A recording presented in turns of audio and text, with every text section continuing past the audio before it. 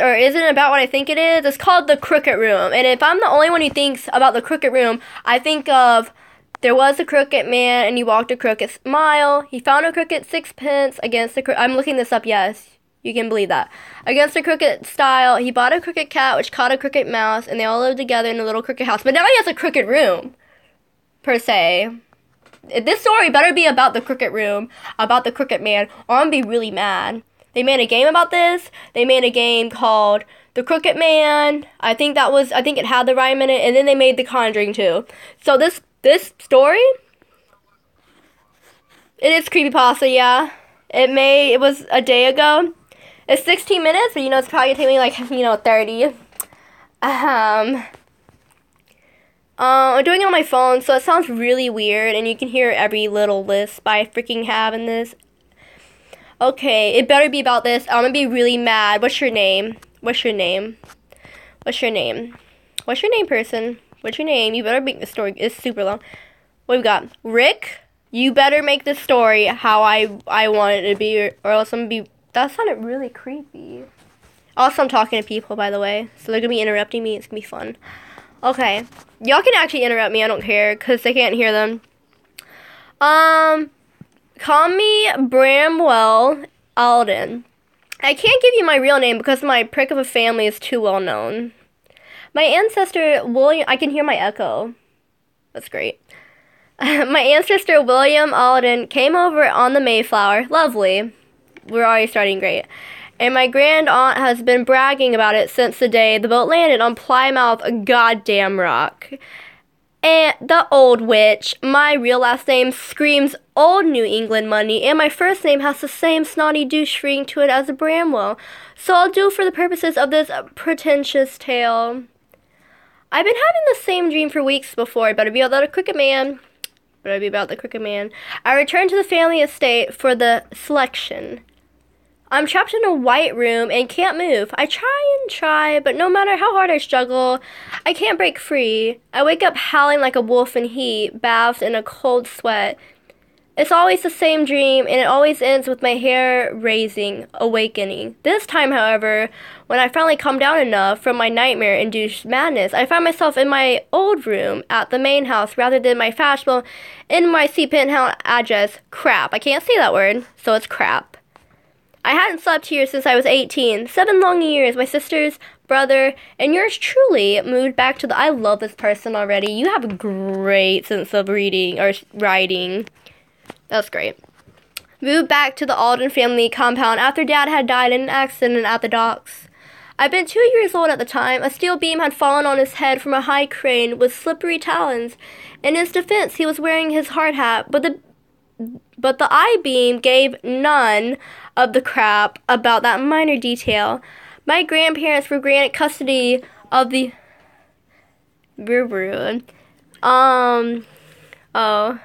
granted custody of the Alden orphans, and I lived with them until my teenage escape. Wait, I just dropped my remote because that's me, and I drop my remote constantly. And I unplugged it. Lovely. Oh, wait, give me a second, you guys. Give me a second.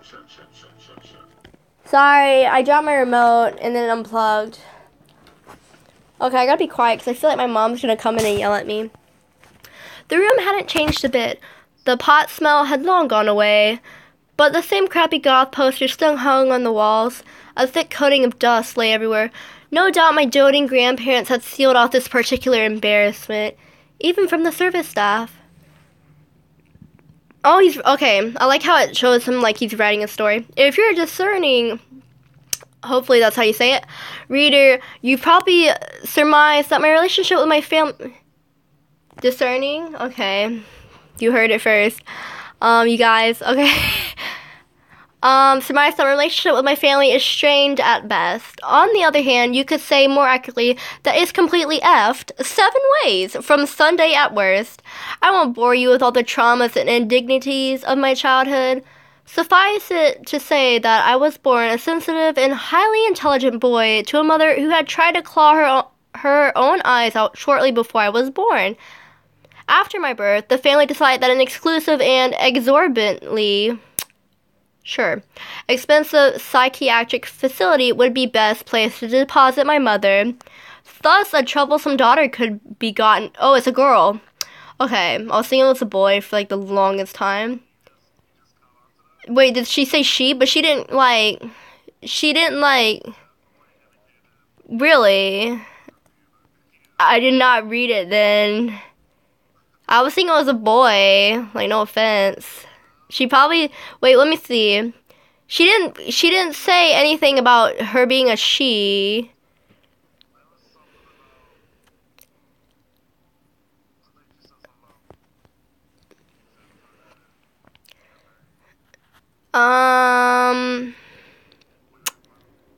Let's see.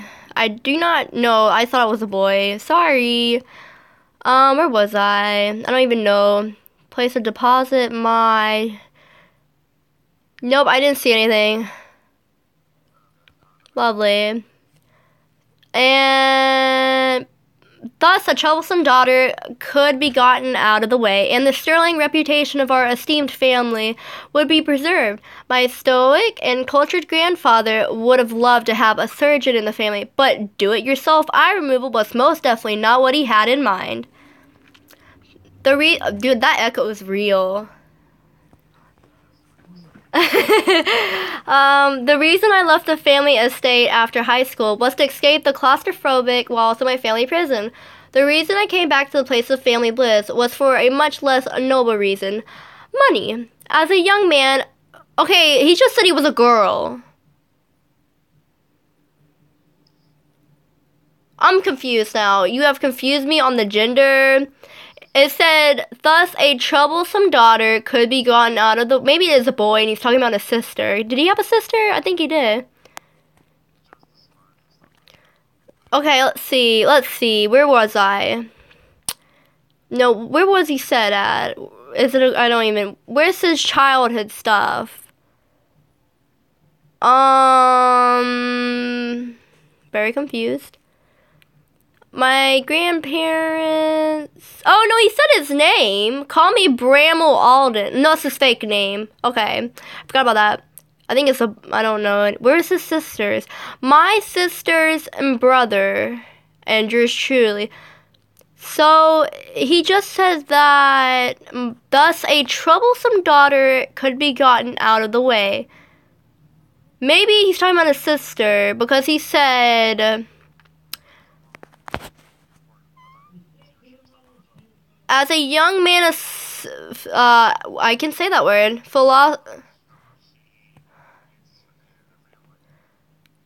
I think it's a boy now that he just said. Philosophical. I don't know why I couldn't say that word. And artistic bent. I had decided that the drudgery of work just wasn't for me. If he says another he word, I'll think it's a boy. But right now, I'm thinking in the middle. I don't know. Luckily for me and for the world at large, as an Alden, I was provided with a generous monthly stipend. Is that how you say that? Sure.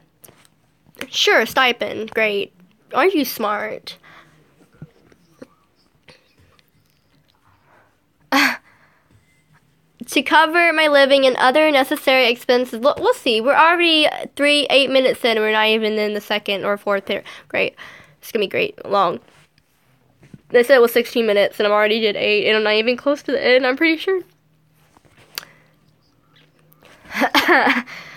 Okay, where was I? To cover my living and other necessary expenses, I was therefore free to indulge my taste, whether it be artistic creation or procreation, with one of the society bar sluts that infest Manhattan like bedbugs. Unfortunately, so he's a guy, because he's talking, I mean, I'm not saying that girls can't go with other sluts, okay? I'm just saying, like, in general. Unfortunately, an annoying addendum, sure. You got one for that one, huh? Addendum? That sounds, because this is ad, so... Addendum is my assumption. Addendum? No, it's like Addendum. Addendum? Okay. Addendum.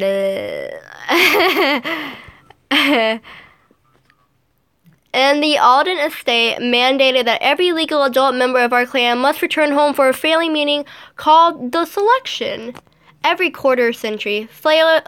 Wow, that was southern. Failure, like, why can't I say that? Thank you for Snapchatting me at the wrong moment. Failure to do so for any reason or excuse, say profitable. You know what? That's not even how you say that word. Why can't I read? Is it probable? Probably not. I don't think it would be. No, it's like it's probable. Yeah, right? Probable? I just put that more syllables than it was, then. Okay. Lovely. I have no idea.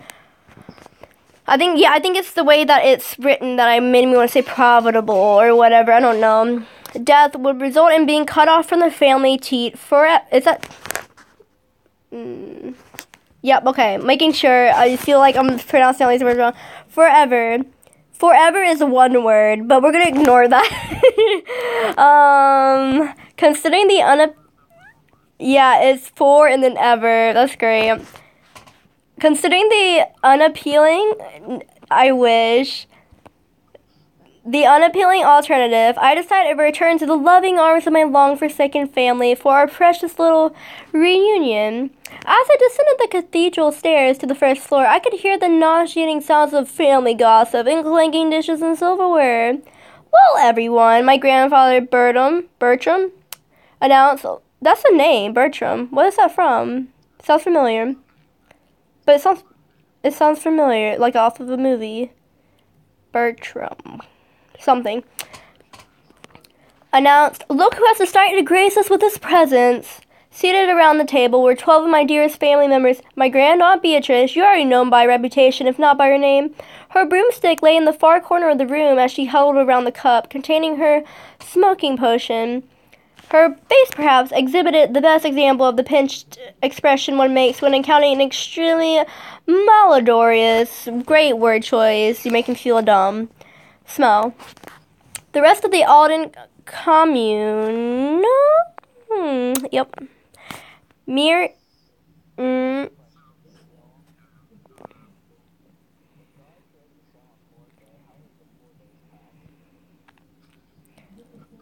I'm confused? Question mark? I don't know anything about the Bible, so you're asking the wrong person here. I forgot everything about it. Actually, should I unplug you? No, because you guys can't hear me. Okay.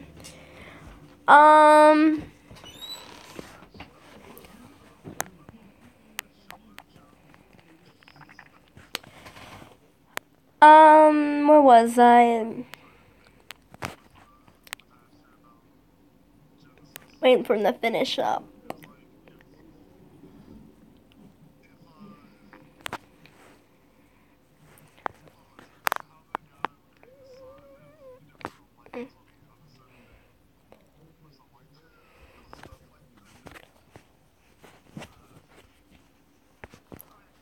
Okay.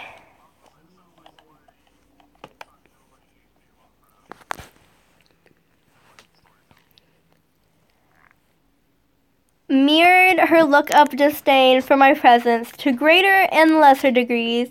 My grandmother was seated across from my grandfather, who took up his familiar haunt at the table's head, and orders a pain in my... Ooh, can I say that? On a story, though. I said asshole, so I don't know. I said asshole on a different story. Sure.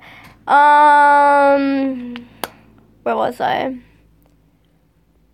Ooh, where was I? How do I lose my position so easily? In order is a pain in my ass, from greatest to least, were my twin sisters, Paula and Rachel, brother Trevor, my aunts Mary and Madeline, Uncle Daniel, two cousins I'll call Thing 1 and Thing 2 because I can't be bothered to recall their real idiotic names, and lastly my favorite uncle whom I hated least of all, Stephen. Lovely, that's my brother's name, except without the V. It's the PH.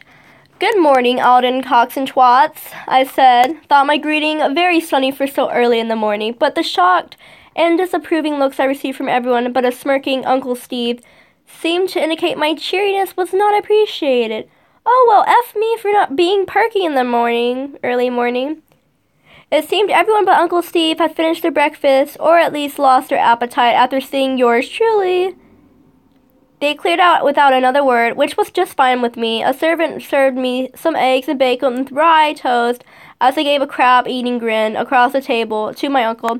You still know how to make an entrance, don't you, you arrogant little crab? Oh my god, this is literally all the words Steve said. It's a gift, I mumbled, stumbling my face with food. I think you can probably already tell why I like Uncle Steve. Or at least why I despise him the least. He tells it like it is and doesn't pull any punches. Typically, the Alden family way is to smile on your face while holding a goddamn jagger-dagger. A I'm sorry, I can't, a jagger-dagger. It's a jag-dagger. I don't even know. Jagger-dagger, that's the new word. Jagger-dagger. It's jag-dagger. My bad. Jagger. This is what happens when I read too fast. Jagged. What did I say? Jagged? Yeah, okay. Jagged dagger behind their backs. Jagger-dagger. New word. I think he also harbors a secret admiration for my go screw yourself sideways attitude. I heard he'd been a real hellraiser and dickhead when he'd been my age. It takes one master to recognize another, I suppose. Well, I hope you don't lose that. Can I say that? It's not as bad as any other word, so we'll go with that. Well, I hope you don't lose that piss and vinegar you call personality this afternoon. It's selection time, you know, Bramwell. And you got the same 1/13 of a chance to spend a night in that room as anyone else, Uncle Steve rasped. At the mention of it's not going to mention the Crooked Man. It better mention the Crooked Man, or I'm be so mad.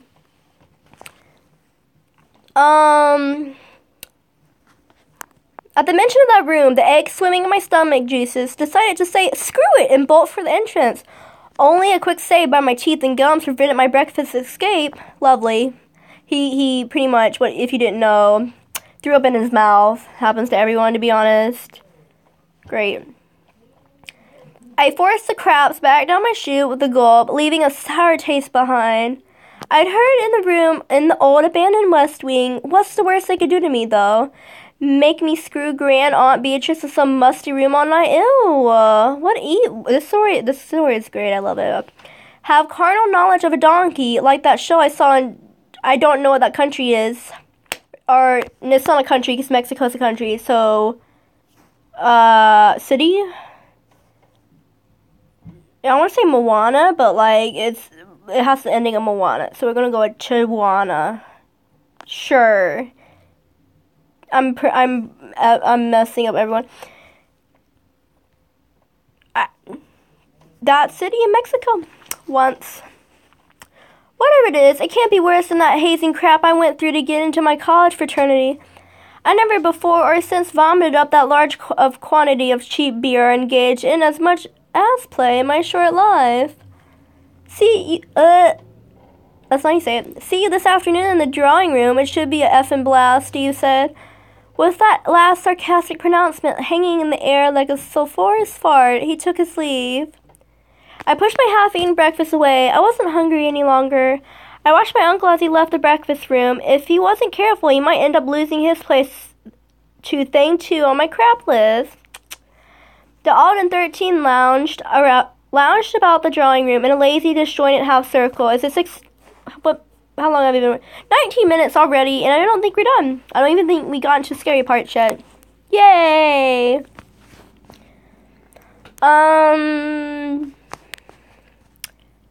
Where was I? Disjointed half circle. Old Gramps stood by the mahogany mantel with a glass of brandy in his hand, in deep meditation or constipation with my beloved grandfather, Bertram.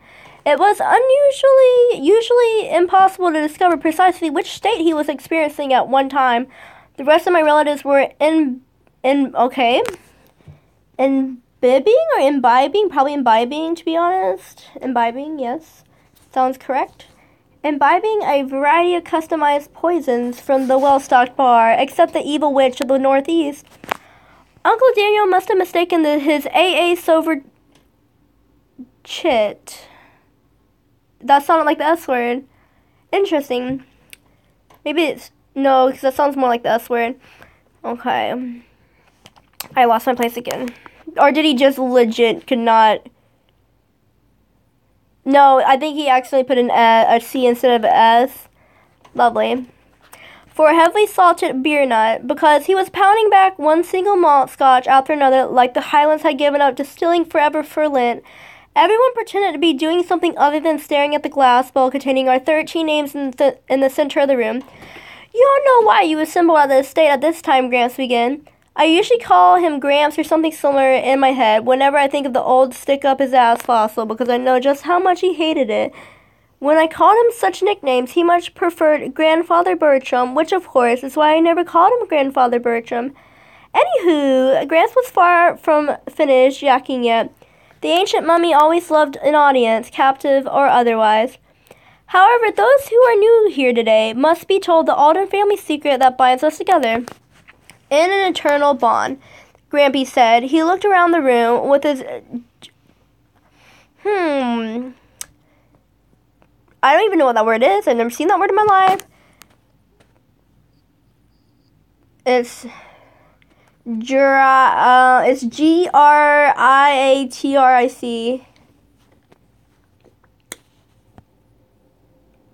Hello. Griatric.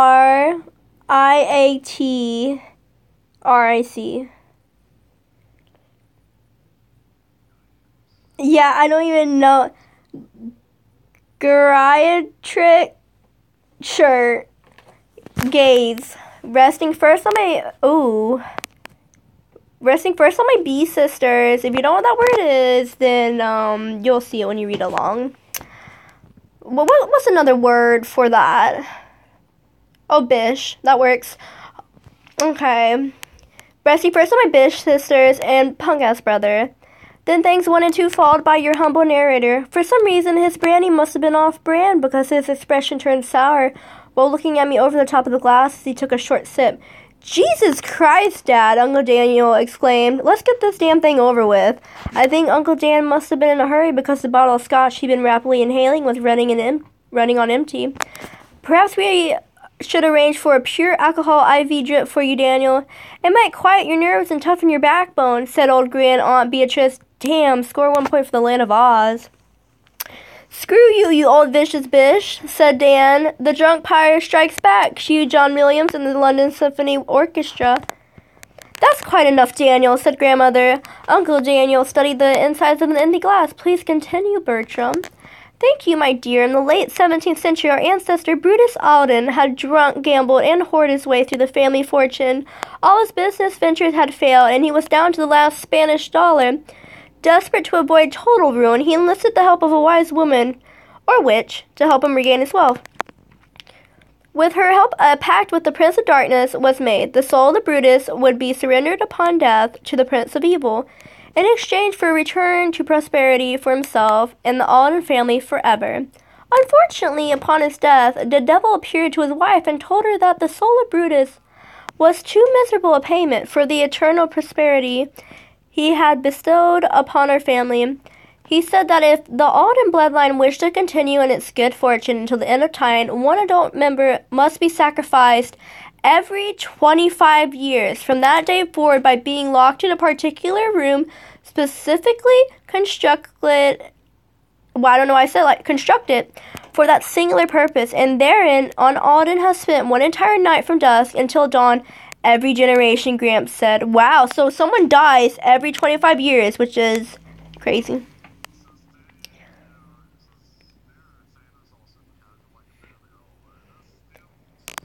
Wait, you said what?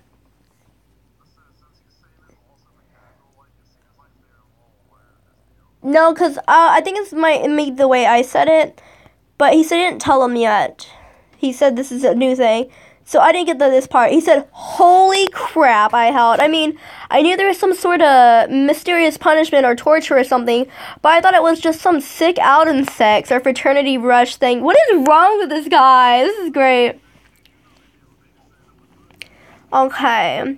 or torture or something, but I thought it was just some sick Alden sex or fraternity rush thing you had to do to keep that money tap flowing. The devil. What a bunch of prime grade BS. He said he put an A in front of it, so it looks like abs. But I said, shut up, Bramble. What did I say before? I said his name a certain way, and now I'm... Oh my, he scared me. What did I say before? Did I say Bramwell? What did I say? Oh no, Bertram. Okay, no, but it's Bramwell. The way he's saying it. Never mind. I just say Bertram a lot earlier. Uncle Steve commanded, you don't know crap. I looked about in disbelief. The seniors in the room were all looking at the rug on their drinks. My two aunts whispered to each other in a conspiratorial. Sure, I know how to say that. I just, when I see it worded out, it confuses. It confuses me. Okay, cool. Tone. My loving sisters looked confused. My brother, who was stunned in the things. I'm so confused. My loving sisters looked confused. My brother was stunned, and the things screw them. Oh, okay. Who cares what the things thought? Oh, the cousins. Okay. I assure you, Bramwell, I am deadly serious, said Bertram. Every 25 years on Alden, I think it was the way I read it, and Alden has been chosen to spend a single night in the locked room upstairs in the abandoned west wing of the house. Every Alden released from that room in the morning has either been found dead or of heart failure or hopelessly insane. No one knows what happens to this place within. The dead can't talk, and the insane won't talk. A moment of clarity hit me, hard as a kick to the nuts, just as Gramps finished. 25 years ago, I was born to a mother, hopelessly insane. I don't say that word anymore. So, what word should I replace that word with? You guys. That's right, it's you guys. You guys, I began. You put my mother, your own pregnant is he a girl? I'm so confused. Your own... Oh, he's talking about his mom. Your own pregnant daughter. I'm just dumb. In that room 25 years ago, didn't you? Bramwell, you don't understand, said Grandpa Bertram. Hello, person. Bramwell, we had no choice, whispered... Oh, no, that's a whisper. Bramwell, we had no choice, whispered Uncle Stephen. Her name was selected from the bowl. She refused to let anyone take her place despite her... condition. If I had a gun, I would have shot every one of those pieces of human garbage with my last name in that drawing room. Instead, I just collapsed into my chair and sobbed quietly into my hands. Grand Aunt Beatrice put her arm around me as I sat crying. I was so messed up, I didn't even think to tell her to remove her desiccated, spindly appendage from my shoulders. It took about a half an hour before I could finally see the floodgates and stop blubbering like a baby. Gramps took that as a signal to start the next act of his family tragic comedy. So I'm guessing he's 25, so now they get a chance to die. It's probably him.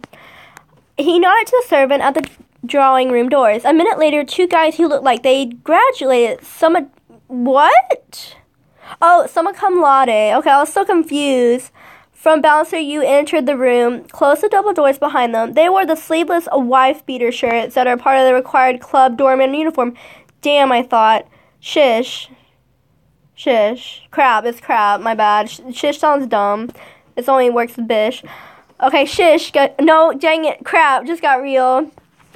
I'm afraid we must now move into the selection, Gramps said. First, I will pull out each identical piece of paper and lay it down on the table to confirm that each of our names have been prepared. One after another, Bertram read off our 13 names, neatly printed on each piece of paper. Brother Trevor studied each slip as if he was looking for some mark.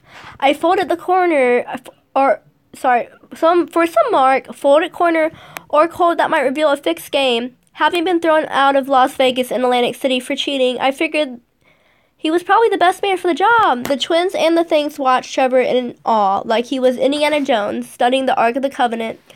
When he got to my name, I couldn't help but start involuntarily, and I wasn't the only jumpy Alden in that room. Only Uncle Daniel was too... Anesthesia, but that's not what it is. And it starts off like anesthesia, but then after the It's like Hetized.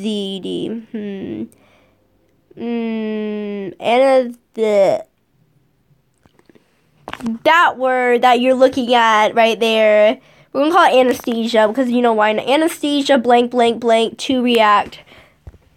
I just said that's what makes sense with the sentence. To react to his monikers, sure. Announcement. And that wicked Beatrice was too aloof to give us the satisfaction of seeing her ancient bones startle. She's about to die anyway, doesn't matter, you just make her go in the room. Once done, he spilled all the names back into the clear glass bowl. A lid was placed on top, and old Bertram shook that glass container roughly like it owed him some money and he wouldn't pay up. Gramps looked at the two gorillas in our midst and beckoned one of them forward. Sir, I require your assistance. I will move the top of the bowl. I need you to turn around from the container. When I say I want you to reach your left arm in behind you. I didn't say that all together, but we're going to ignore it. And quickly select just one slip of paper. Do you understand, Gramps asked. The gorilla scrunched up his face to indicate his comprehension and turned away from Gramps in the bowl of fate. I felt like I was an audience member in a movie theater where they finally get to the point where the explosion happens and everything goes into slow motion as the heroes flee the growing blast just behind them. When my name was called out by the bouncer, I think I left my body, floating above near the ceiling, laughing at the unlucky asshole below. That's great. Until I fell back to earth and realized I was that asshole. Okay, I guess it's me then. Oh, you know what? He stammered, but we're going to ignore that. I stammered. The half-assed plan that instantly formed in my brain went like this. I make like I'm going willingly, I'll resign like, then I sucker punch the bouncer who fingered the bowl and watch him fall like a ton of crap to the floor. Then I hit the last lurking gorilla with that kung fu spinning kick move I sorta learned during that summer after 8th grade when I took classes at the dojo in the strip mall. Bouncer 2 would then collapse with a broken neck or something. Lastly, a quickly improvised clever catchphrase would cap off the whole shebang as I exited out in manner like James effin' Bond. It's a story. I love his grammar is great. What's his name? Rick, your grammar is great. I love the story. If only it would be about the Crooked Man, which I don't think it is. Yeah, I'm not even mad that it's not, because it's like his language is lovely. It sounds like a real person. Yeah, as the truly perceptive folks among my readers may have already guessed, my plan fell short somewhat, but only in the sense that my sneaky ninja attack on the first bouncer was deflected, courtesy of his superhuman-like reflexes, and I was slightly knocked out by his subsequent counterattack.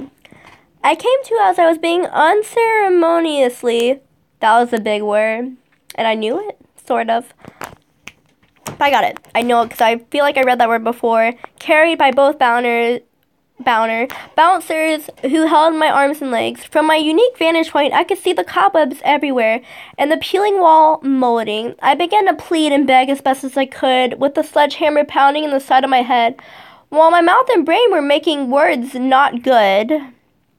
I like to say I wasn't scared despite the severity of my predicament, but I think the trail of piss behind me revealed my clever ruse to my bulky captors. The bouncer holding my legs seemed to be the most pissed, both figuratively and quite. I did not say my syllables went down. Both figuratively. I can't try to pronounce the word again. I can't even. Figuratively, sure. I can say it, I just can't say it once I look at it. It's weird. And quite literally, we stopped at an oak door that looked old and weathered, but solid and sturdy nonetheless. There were a series of 10 locks on the door. Some were quite antique, while others appeared quite new with shiny brass fittings. Old Gramps had a large circular keychain like the jailers in those 1930s and 40s movies used to have. The keys he used to unlock each bolt were as different as the locks themselves. I'm sorry I have to do this, Bramble, Gramps said. Eat me, you old dick. I hope you burn in hell for this, I said. I was tossed inside the room none too gently. From my newest vantage point in a heap in the floor, I noticed that neither of the three men who had escorted me to my place of execution had set even one toe past the entrance into the room. The last thing I saw as the ponderous door closed was the stony face of Grampy Bertram.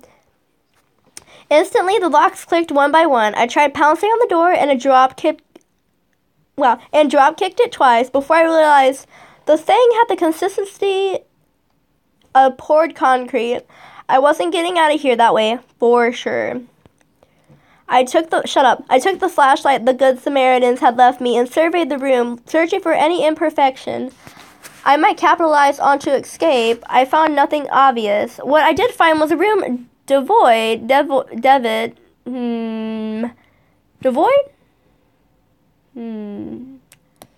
Sure. Devoid. Okay. You're my grammar checker. How about that? And then Ethan's my make sure I pronounce the syllables with his echo. So,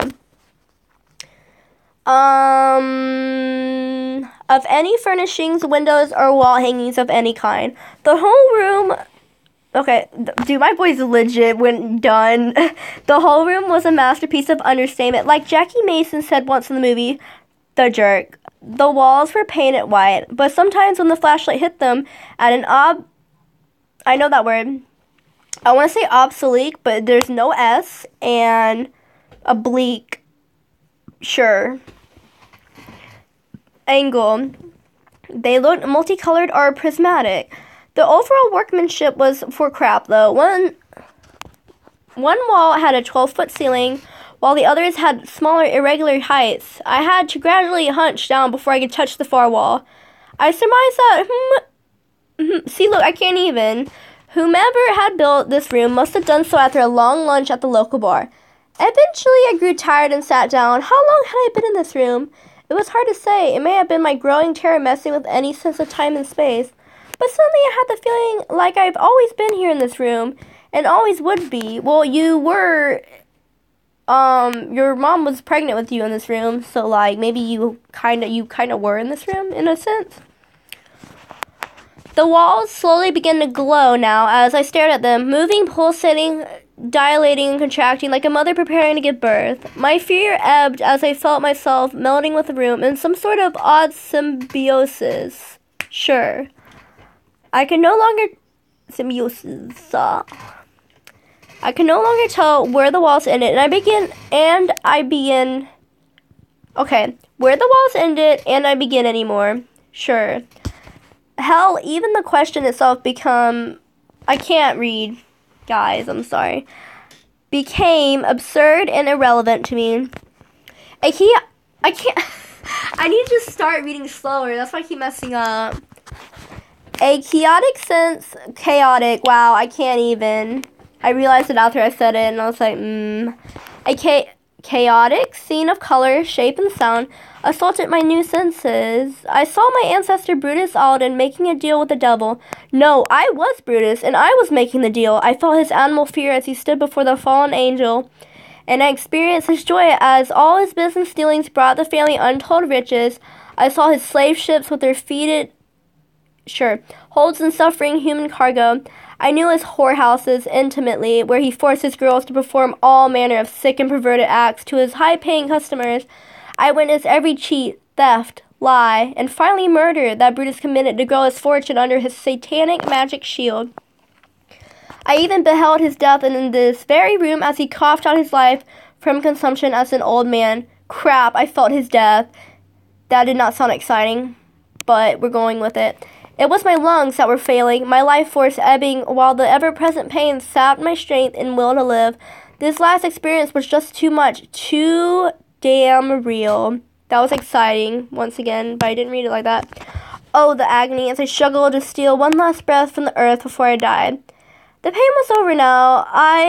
Or was it Brutus that was dead? I wasn't sure anymore. All I cared about as we both, Brutus and Bramwell Incorporated, floated by our body was that the suffering was finally over. At that moment, a loud crack echoed throughout the room as the deed owner to the soul of Brutus Alden slowly took shape as an amorphous shadow in the corner of the room. As the hellish shade spoke, the words emerged as if from the bottom of a deep well. This is the pathetic soul for which I granted an eternity of wealth and good fortune, the Dark Lord said. I have been cheated for the last time by you loathsome apes. Henceforth, one member in every generation of your family will suffer in this room. I shall mold and desecrate to properly compensate me for my boundless generosity. The walls of the room, wait, so let me read that real quick. I'm going to make sure I understand. Where is it? Oh, I felt that. Every generation of your family will suffer in this room. So him and then his kids and all of, okay.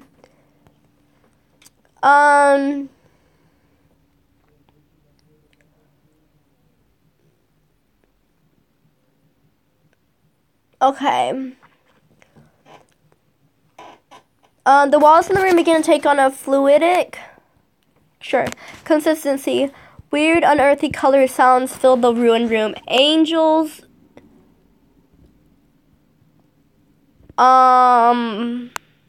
That's angles. Yes, I'm dumb. Okay, we have realized that. Angles foreign to our earthly reality took form, only to melt away into new shapes as chaos seized command of this once simple room. The demonic shade now surveyed Brutus and raised obscenities that were his arms. Gradually, I began to hear the chittering sounds of a million insects whirring within the room. The sound grew in intensity until it reached the decibels that only a large jet can approach. Growing out of the floor like a cancerous mole was a portal tearing a hole into our dimension. I held my hands over my bleeding ears, vainly trying to block out the demonic din assaulting my sanity. Just when I thought I couldn't bear it no longer, a host of cockroach-like humanoids swarmed out of the sable chasm. Sure, chasm or whatever. Chasm is what I want to say. Their bodies were armored in brown and black chitlin, and they skittered about on 6 legs. They were 6 feet long with faces, and those abominations could be called that. Twisted into demonic leers with mouths filled with fangs like daggers, the creatures' eyes, however, resembled those of humans who had abandoned all hope of any release from eternal pain and unnatural bondage. The devilish servant seized the shrunken soul of my ancestor and dragged him down into the pit as he frantically struggled to avoid his loathsome fate. The Prince of Lies vanished from the room as the agonized wails of Brutus faded away into the ever-shrinking abyss. I now fully understood the genesis and reason for the Alden family curse. I quaked in fear, hoping against hope that the worst was now over. However, once more the images reappeared, only now I was each and every slave in those dark slave galleys. I experienced each and every second, minute, hour, eternity of their pain and anguish. I bled and died, forgotten in a rotting wooden ship. My emancipated body dumped into the ocean like a piece of worthless flotsam. There we go. Flotsam, I want to say. Boom. I was every mistreated whore, beaten, strangled, scourged, and dying from syphilis that had contributed to the Alden treasure trove. Dumb? I'm dumb? Okay. I was the dying children starving because their father was paid poor wages by the family fisheries and shipyards. Joining the ever-growing legion of the damned, tearing my soul asunder, was every Alden relative who had spent a night in this hellish room. Lastly, I was my pregnant mother, losing her sanity in the very room under the same,